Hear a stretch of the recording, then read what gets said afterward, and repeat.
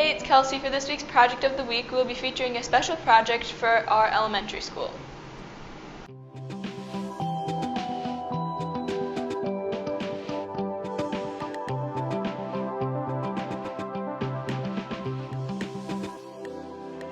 We created a blueprint as a team using our math skills to make sure the materials we ordered would be the desired length. We ordered the appropriate amount of materials needed from Steeltown and Blades Millwork, including the 2-inch square tubing and red oak lumber.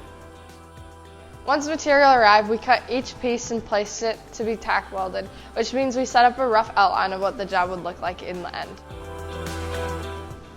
Once we were done tack welding it, we showed it to the Cardinal PTO and they liked the design, so we finished welding it together.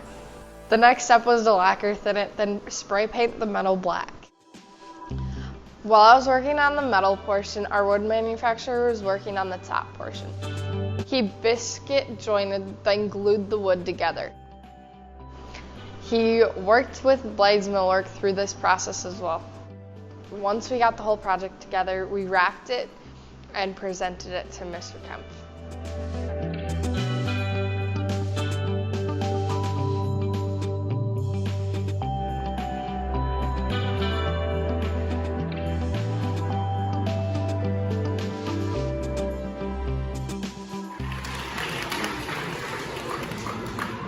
So since it's Christmas, we made Mr. Kemp here a nice little Christmas present, and also for you guys as well. The Cardinal Manufacturing class down in the shop has been welding and doing some woodworking and putting some stuff together, and we have a present here.